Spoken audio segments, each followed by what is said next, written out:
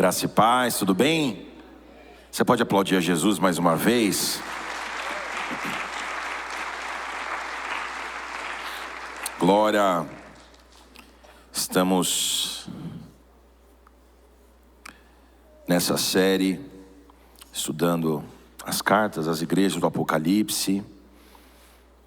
Como tem sido abençoadoras, né, essas séries que nós temos estudado aqui. Se você observar o meu dedo, talvez tenha chamado a atenção de vocês que eu estou com o dedo quebrado. Sabe que quando eu quebrei o dedo, irmãos, eu fui ao médico e a primeira coisa que eu pensei foi no culto de domingo que eu ia ministrar, o louvor domingo retrasado, porque eu não sabia que tinha quebrado o dedo. Mas quando o médico falou assim, seu dedo está fraturado, a primeira coisa que eu pensei, falei assim, vai todo mundo ficar olhando para o meu dedo, vai roubar a atenção quando eu estiver ministrando o louvor. Daí eu falei com a minha esposa, é engraçado a gente pensar essas coisas, né, a gente que ministra e tal. Eu cheguei em casa e falei assim, amor, eu vou chegar com o dedo quebrado lá, essa tala no dedo, vai todo mundo ficar olhando pro meu dedo. Daí ela falou, para, ninguém vai reparar, ninguém vai falar nada. Beleza, irmãos, depois que eu ministrei o louvor, a primeira pessoa que me viu na cantina falou, irmão, eu não parava de olhar pro seu dedo. Mas eu quero convocar você nessa noite a ouvir a palavra de Deus e tentar de alguma forma não ficar se apegando aqui a essa tala de ferro que eu vou tirar em algumas semanas em nome de Jesus. Amém? Quem está feliz com Jesus essa noite? Glória a Deus. Glória a Deus. Estamos falando essa noite da carta à igreja de Filadélfia, que é uma das cartas que o próprio Jesus, por intermédio do apóstolo João, falou e entregou às igrejas. E eu gostaria de ler esse texto com você, do texto de Apocalipse, capítulo 3, a partir do versículo 7. Se você puder abrir aí sua Bíblia em Apocalipse 3, versículo 7, eu vou ler na NVI.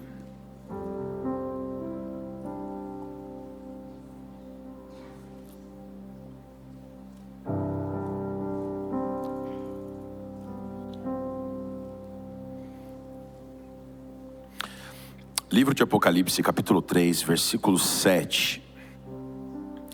Diz assim, ao anjo da igreja em Filadélfia escreva, eis o que diz o santo e o verdadeiro, o que tem a chave de Davi, aquele que abre e ninguém fecha, que fecha e ninguém abre. Conheço as suas obras. Eis que coloquei diante de você uma porta aberta que ninguém pode fechar. Sei que você tem pouca força, mas guardou a minha palavra e não negou o meu nome. Veja o que farei com aqueles que são sinagogas de Satanás, que se dizem judeus, mas não são, porque mentem. Eis que os farei vir e prostrar-se aos seus pés, então saberão que eu o amei. Visto que você guardou a palavra da minha perseverança, eu também o guardarei da hora da provação que está por vir sobre todo o mundo, para pôr à prova os que habitam na terra. Venho em breve, apegue-se ao que você tem, para que ninguém tome a sua coroa. Aquele que vencer será feito por mim coluna no templo do meu Deus, e dali ele jamais sairá. Escreverei nele o nome do meu Deus e o nome da cidade do meu Deus, a nova Jerusalém, que desce dos céus da parte de Deus. E também escreverei nele o meu novo nome.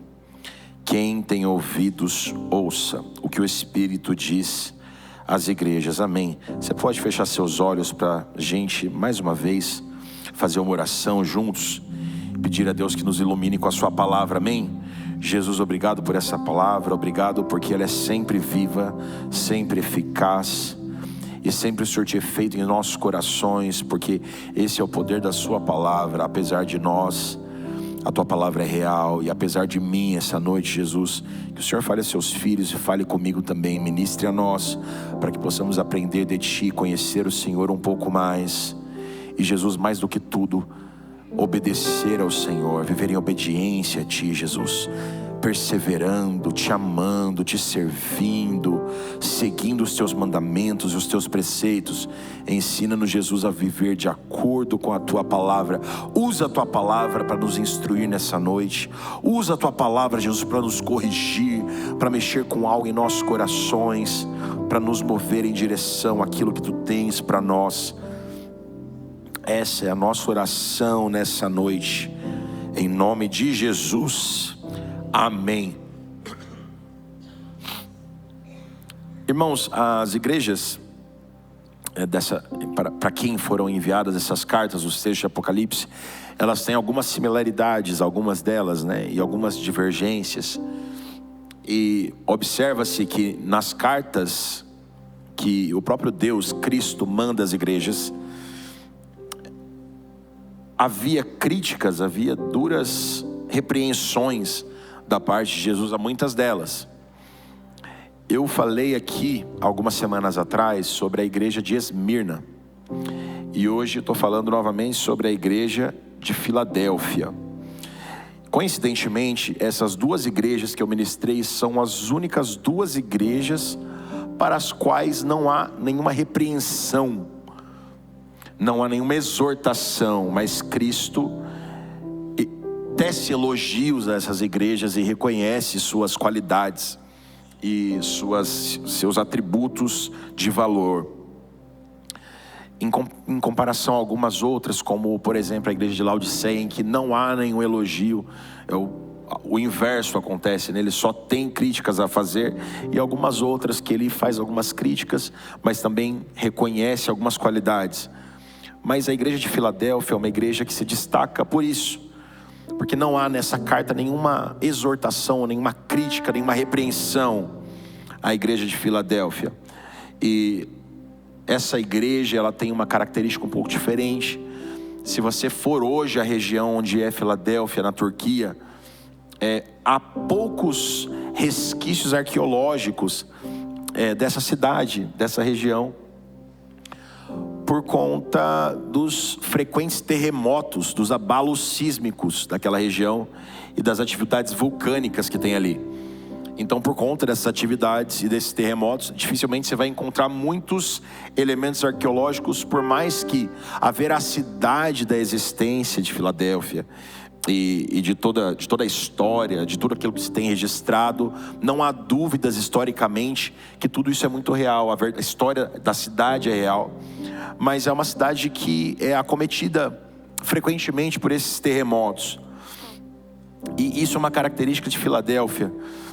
E você vê que é tão interessante Jesus falando às igrejas, porque ao longo dos textos, ao longo das cartas, Jesus usa coisas referentes à realidade das cidades e à realidade das culturas em que essas igrejas estão inseridas.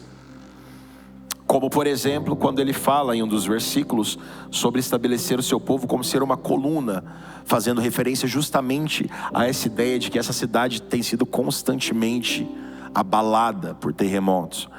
Então é muito interessante a gente observar isso, e mostra o cuidado de Jesus em falar com as pessoas em uma linguagem que elas soubessem ou pudessem entender.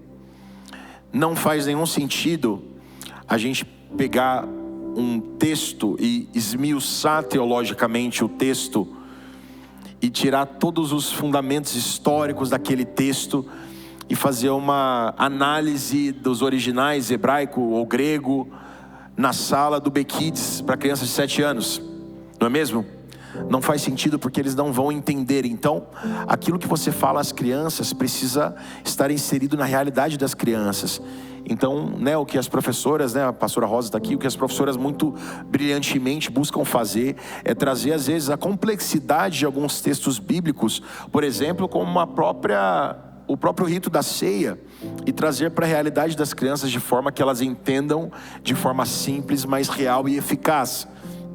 E assim deve ser também a postura da igreja de Cristo na terra, a nossa vivência enquanto filhos de Deus, enquanto cristãos, em um mundo que não entende aquilo que nós dizemos muitas vezes.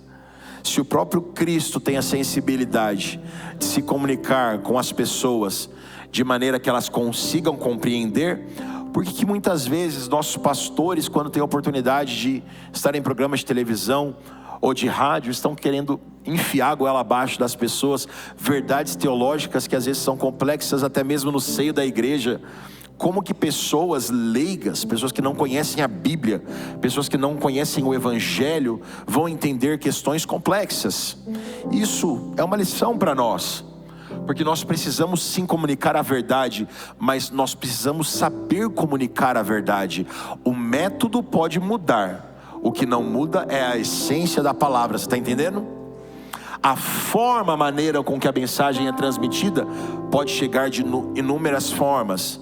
A linguagem, a complexidade da linguagem pode chegar de formas diferentes, mas a essência precisa ser a mesma. Então Cristo, ele tem esse cuidado com a igreja, com as igrejas para as quais as cartas são escritas, e ainda hoje ele fala conosco de forma que nós consigamos entender. Por isso nós precisamos ter essa sensibilidade enquanto ministros, enquanto líderes ou enquanto cristãos. Ao compartilhar a palavra, é importante falar do Evangelho, mas de forma compreensível. É importante comunicarmos as verdades do Evangelho, mas de forma que não estejamos perdendo nosso tempo com coisas complexas que as pessoas não vão entender. Vamos fazer uma breve análise aqui dos versículos desse texto após essa introdução. Ao anjo da igreja em Filadélfia, geralmente o anjo aqui representa, especialmente nesse contexto de Apocalipse, representa o líder, a pessoa, o mensageiro, a igreja de Filadélfia, o líder da igreja. Eis o que diz o santo e o verdadeiro, o que tem a chave de Davi, aquele que abre e ninguém fecha, que fecha e ninguém abre. Primeiramente, Cristo se apresenta à igreja para deixar claro quem está se comunicando com ela. Ele diz: eis o que diz quem está falando com vocês, ó Filadélfia. Como ele diz a nós nessa noite, quem está falando com vocês, ó igreja Burn, por meio dessa palavra, é o santo e o verdadeiro. O santo porque ele é separado, porque ele é incomparável, porque ninguém pode se aproximar de nenhuma realidade de seus atributos. Em tudo que ele é separado. Ele é separado em amar, em perdoar, em benevolência, em seu caráter, em sua integridade. Ele é o santo e ele é o verdadeiro.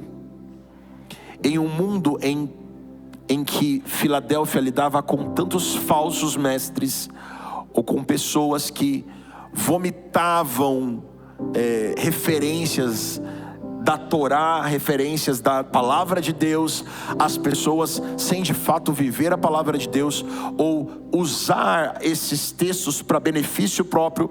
Nesse ambiente, nesse contexto onde havia tantos falsos mestres, aquele que escreve a igreja, Jesus Cristo, está deixando claro que aquele que fala à igreja agora é o verdadeiro, aquele em quem não há sombra de variação, aquele em quem não há mentira.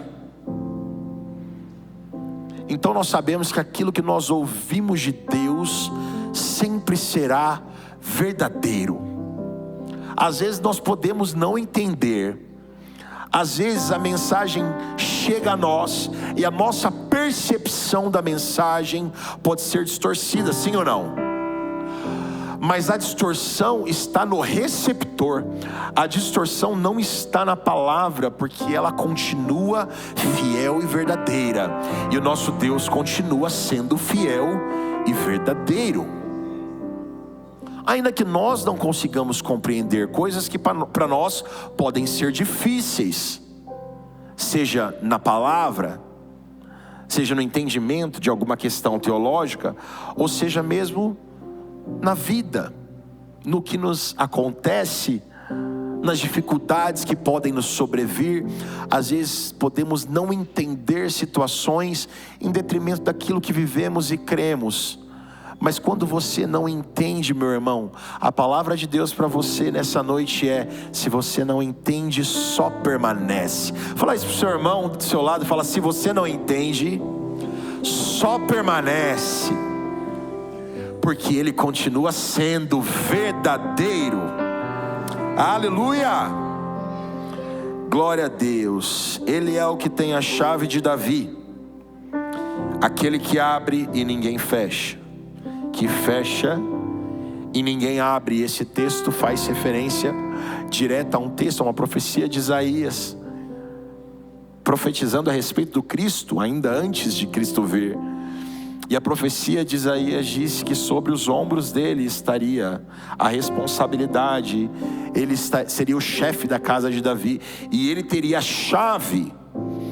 Então aqui Cristo está falando, fazendo referência a essa profecia, dizendo: eu sou o santo, eu sou o verdadeiro, eu sou o que tem a chave, diga chave, a chave de Davi, aquele que abre e ninguém fecha, que fecha e ninguém abre.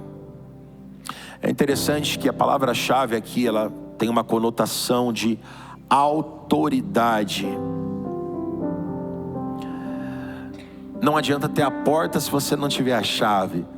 Se a porta estiver trancada, você não vai conseguir abrir.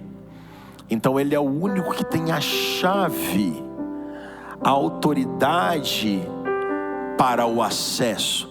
Então ele não apenas nos dá o acesso, mas ele tem autoridade para dizer quem entra e quem não entra. Ele tem autoridade para dizer quando fecha e quando abre. Aleluia! Porque ele tem a chave, ele tem o governo, ele é soberano. E a igreja precisa entender e aceitar, e observar, e respeitar, e submeter-se à soberania de Cristo, porque Ele é soberano. E todas as vezes ao longo da história em que pessoas quiseram compreender demais algumas coisas da vida, ou de contextos, situações, e quiseram usar isso como métrica para fazer uma leitura das verdades das Escrituras. Você já viu isso? As pessoas usarem a vida, o contexto, usarem realidades, vivências. Eu vivi isso, isso e isso, então eu pego a minha vivência e agora eu aplico a leitura, e eu faço a minha leitura das Escrituras, daquilo que eu entendo da verdade, a partir das minhas próprias vivências, a partir das minhas próprias experiências. Toda vez que isso aconteceu, as pessoas caíram em engano, caíram em sofismas, caíram em mentiras, porque as nossas vivências não são parâmetros para que nós compreendamos as verdades das Escrituras, e as nossas vivências não são parâmetros para que nós possamos ter qualquer julgamento a respeito da bondade e da justiça de Deus, porque Ele mesmo tem a chave. Então há muitas coisas que nós não vamos compreender, e talvez não cabe a nós compreender, mas cabe sim a nós submeter-nos ao fato de que Ele tem a chave. Tem momentos que Ele abre, e tem momentos que Ele fecha. A Ele seja dada a glória. Amém? Tem dia que vai ser bom, tem dia que vai ser ruim, tem dia que vai chover, tem dia que vai fazer sol, tem dia que você vai conseguir, tem dia que você não vai, tem dia que o dinheiro vai dar, tem dia que não vai dar, tem dia que vai ter cura, tem dia que vai ter doença. O que importa nós saber é que aquele que tem a chave é por nós, e é o cabeça da igreja. Vocês estão entendendo? Não temos o controle das situações, não temos o controle daquilo que virá, e mesmo diante da porta nem sempre sabemos quando se abre ou quando se fecha, mas importa nós saber que nós estamos debaixo da autoridade daquele que tem a chave, e nós somos seus servos, nós somos seus amigos, e nós perseveraremos porque sabemos que Ele é fiel e verdadeiro. Amém? O versículo 8 diz: conheço as suas obras.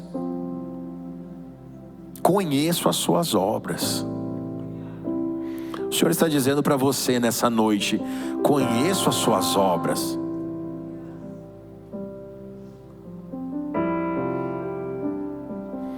E tudo que Ele vai dizer daqui em diante parece que está espelhado nessa primeira frase que Ele diz: eu conheço as suas obras.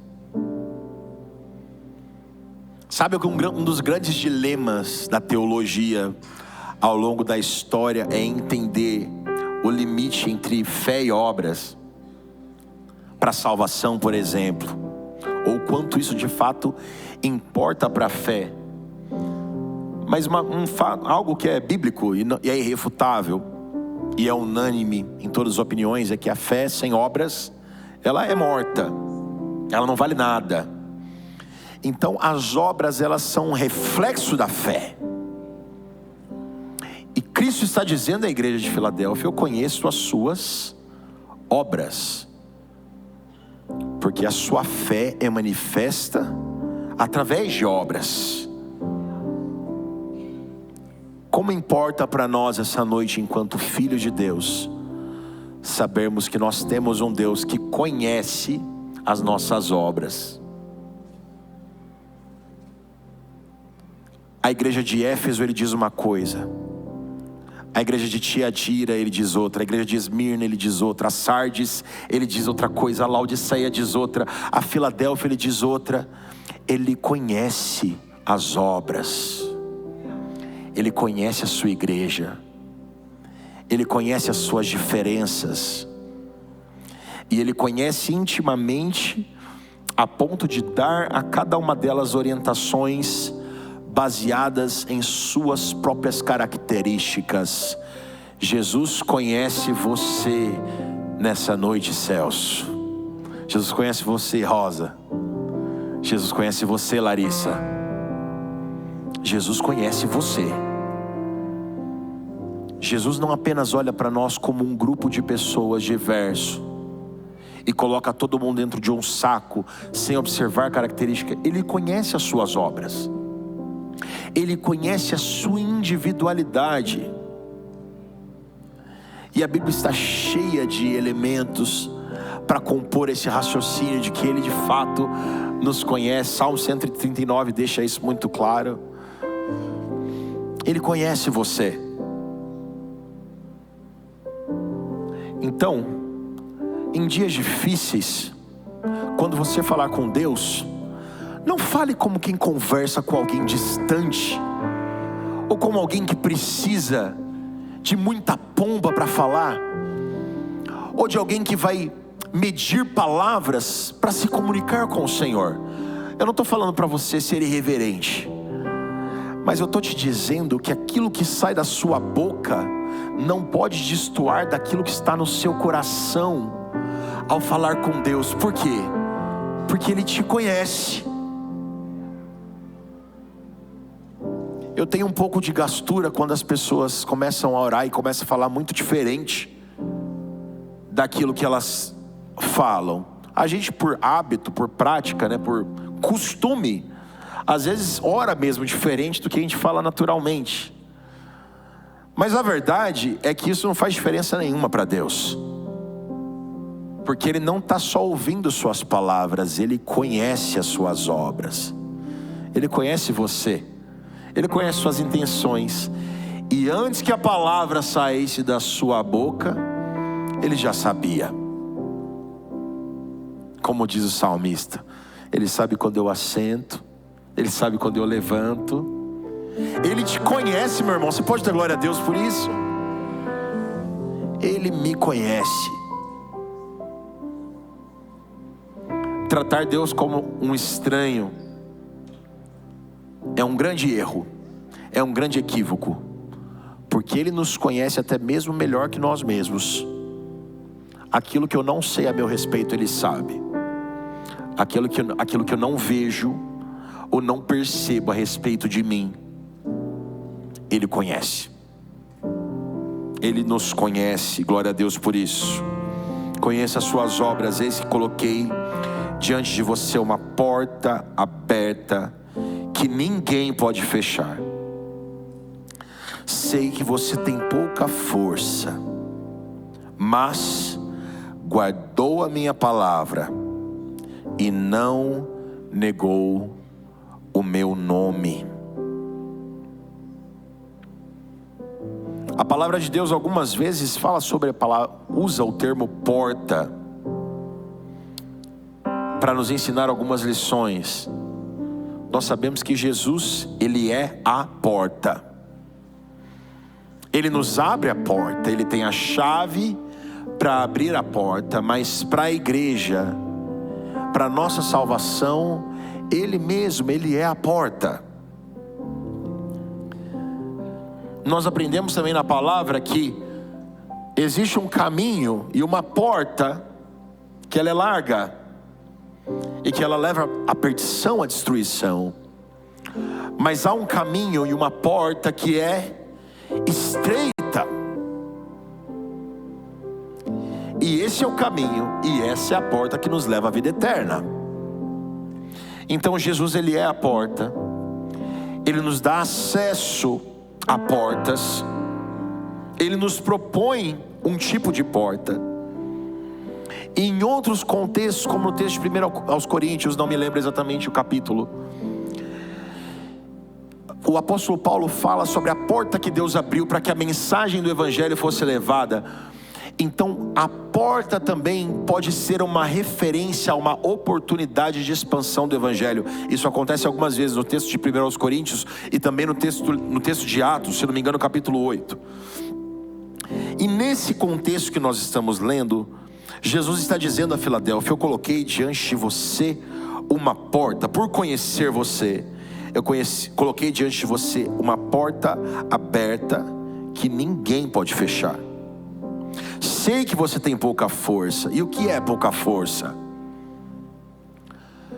Dentre as igrejas para as quais foram escritas as cartas de Apocalipse, a igreja de Filadélfia era uma igreja nova, de certa forma, e uma igreja que não tinha tanta estrutura. O povo de Filadélfia não tinha tanta estrutura, não tinha tantas riquezas, não tinha tanto status e não tinha tanta notoriedade, não tinha tanta relevância em seu contexto naquela época.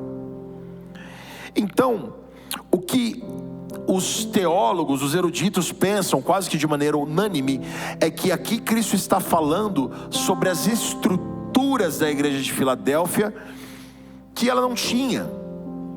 Por isso ele diz: você tem pouca força. Eu sei que você tem pouca força. Eu sei que você não tem tanta notoriedade, não tem tantas riquezas, não tem tanto status, não é tão conhecida, não é tão forte economicamente. Mas você guardou a minha palavra e não negou o meu nome. Glória a Deus. Por isso eu coloquei diante de você uma porta aberta. E uma lição que a gente aprende aqui com a palavra de Deus é que para abrir portas nós não precisamos de força, porque a gente não vai conseguir abrir porta na base do murro, nem na base do chute, nem na base da força. Porque portas espirituais só são abertas por aquele que tem a chave. E a gente tenta, a verdade é que por muitas vezes na vida a gente tenta criar maneiras, formas de chegar àquilo que desejamos viver, de conquistar, de ascender, de experienciar, experimentar coisas, às vezes financeiramente, às vezes ministerialmente. E quantas vezes a gente fica tentando forçar a porta, forçar as oportunidades, forçar as situações, para que aquilo que nós desejamos aconteça. Mas Jesus não está procurando pessoas fortes para arrombar a porta. O que Ele está procurando? Ele está procurando aqueles que guardam a sua palavra e não negam o seu nome. Ele não precisa de fortes, Ele precisa daqueles que são perseverantes, daqueles que são fiéis e que vivem debaixo de sua autoridade. Glória a Deus por isso. Ele mesmo abre a porta. E sabe o que é maravilhoso? A porta que Ele abre, ninguém fecha. Uma vez que Ele abriu uma porta, ninguém pode fechar, meu irmão.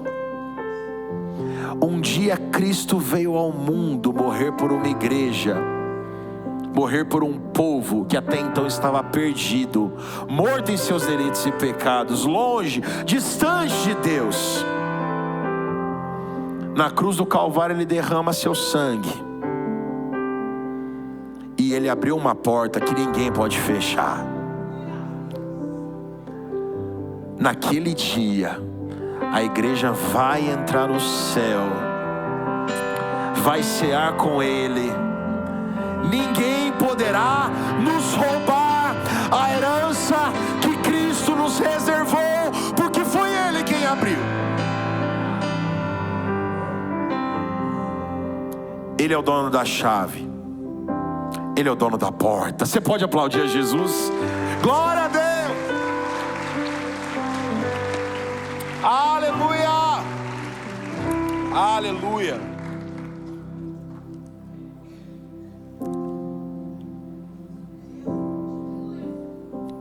Ele tem autoridade, e Ele tem o acesso, Ele tem a chave, e Ele é o dono da porta.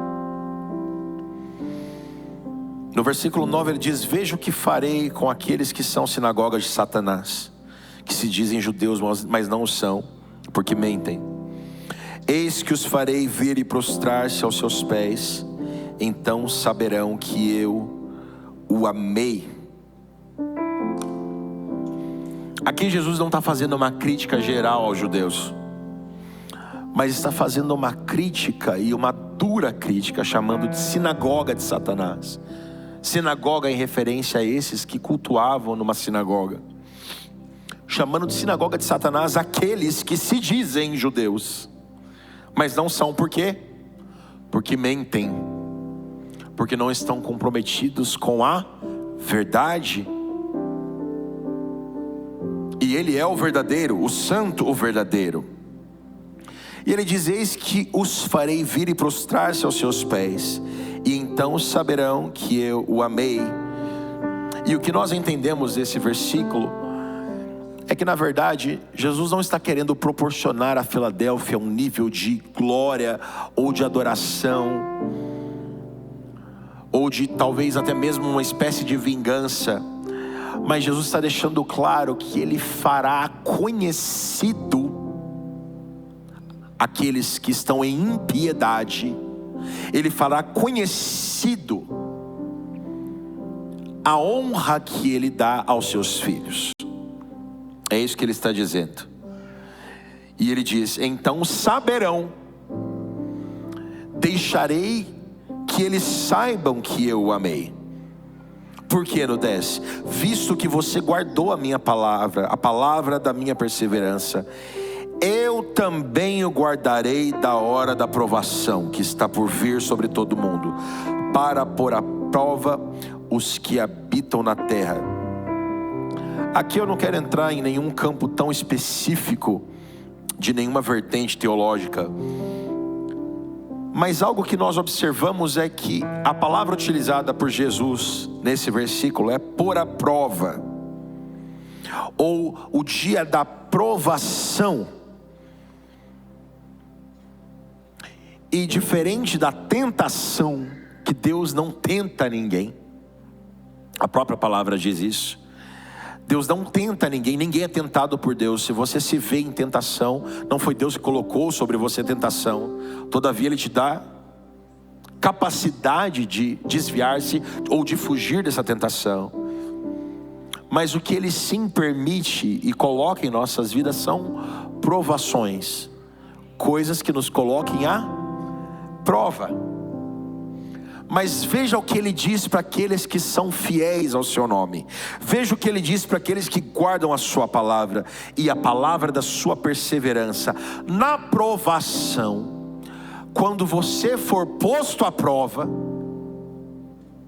ou seja, quando eu mesmo te provar, no momento em que eu te colocar em teste, para que você seja aprovado ou reprovado, para aqueles que guardam a minha palavra, na provação que Ele mesmo estabelece, eu o guardarei.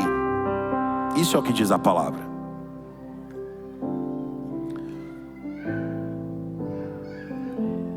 Nós vamos passar por provações, trazendo para o nosso contexto. E nós vamos passar por muitas provações para que nós avancemos para um novo nível, para um novo estágio, para uma nova fase, para um novo tempo.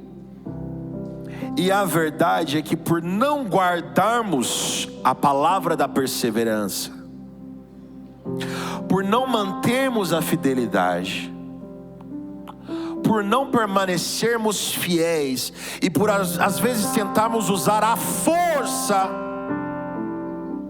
para vencer algumas provações, nós somos submetidos outras vezes às provações, porque aquele que não passa de ano repete, tem que fazer de novo, né? Não estou falando que você vai passar pela mesma provação, mas a verdade é que às vezes a gente vive ciclos porque a gente não está perseverando.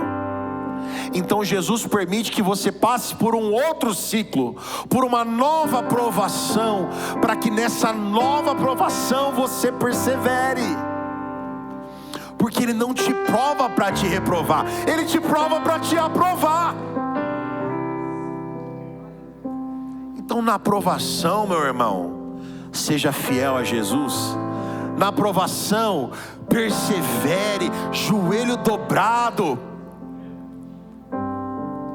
Na provação, não olhe para o lado, não olhe para o outro, não olhe para a direita, não olhe para a esquerda. Na provação, guarde sua mente, guarde seu coração, mantenha seus olhos em Jesus. Se você perseverar, Ele te guardará na hora da provação.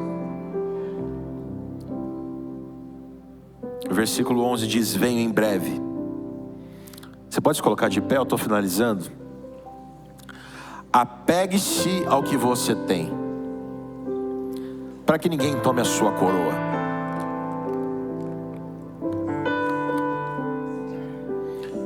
Aquele que vencer será feito por mim coluna no templo do meu Deus, e dali ele jamais sairá.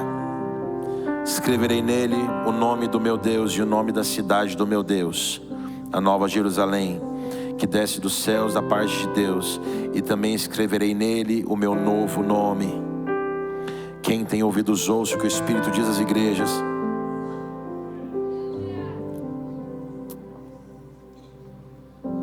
Venho em breve. Faz 2000 anos que essa carta foi escrita.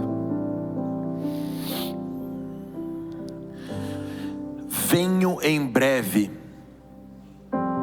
A brevidade da vinda de Cristo continua sendo real em 2025 e continuará sendo real em 2026. A urgência da vinda de Cristo foi tão real a Filadélfia 2000 anos atrás, como é real em Mogi das Cruzes para a igreja Burn nesse dia, porque Ele está voltando e Ele espera buscar uma igreja que perseverou e guardou a sua fé. Venho em breve. Apegue-se ao que você tem. Uma outra tradução é conserva. Agarre-se ao que você tem, para que ninguém tome a sua coroa. E a verdade aqui é que coroa, eu não acredito que seja salvação, Mas Cristo nos dá muitas oportunidades em vida que são privilégios, presentes, riquezas, tesouros.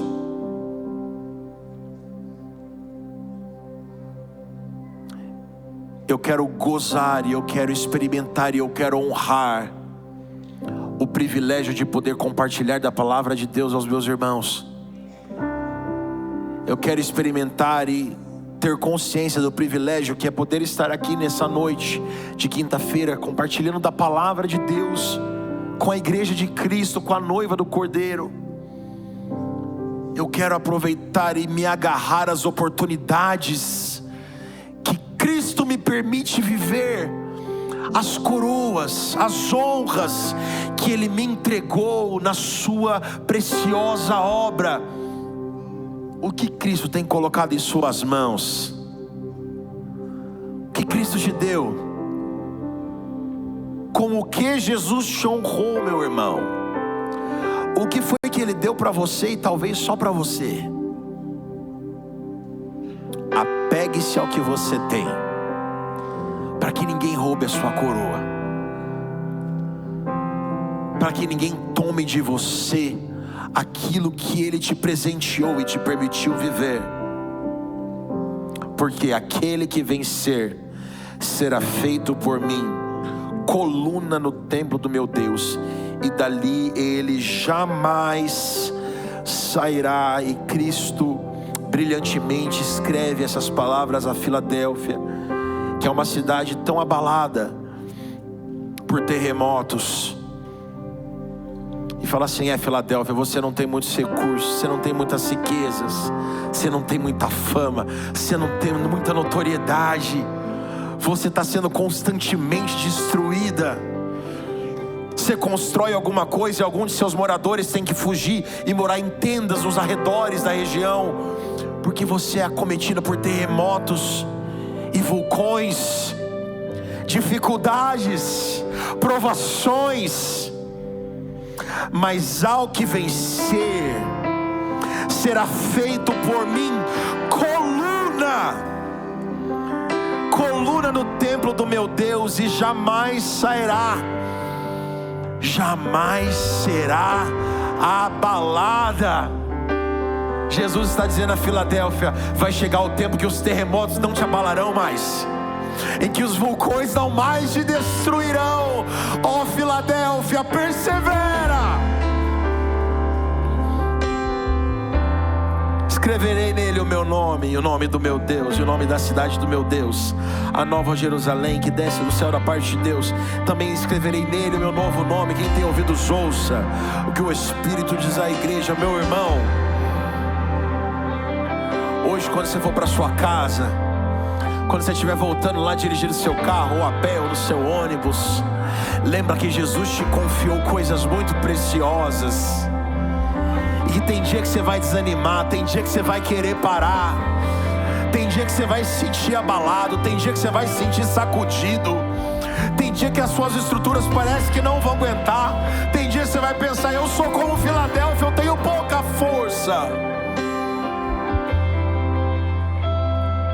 Mas persevera, te anima, te levanta, caminha, continua, porque nós seremos feitos coluna no templo do Senhor, jamais seremos abalados.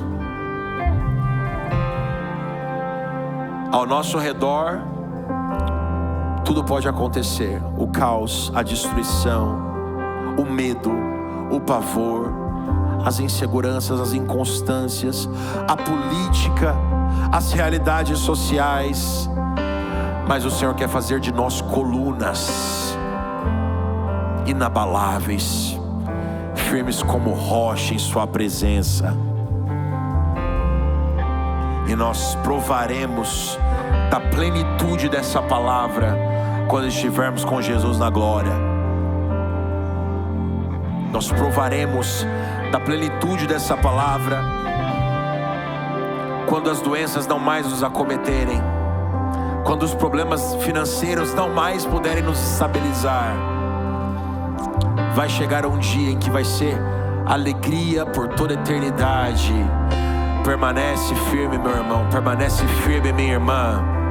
Você vai vencer e você não vai sozinho. Vai você e a sua casa, em nome de Jesus. Vocês vão provar isso em Deus. Amém? Você pode aplaudir a Jesus. Glorifica ao Senhor, glória a Deus.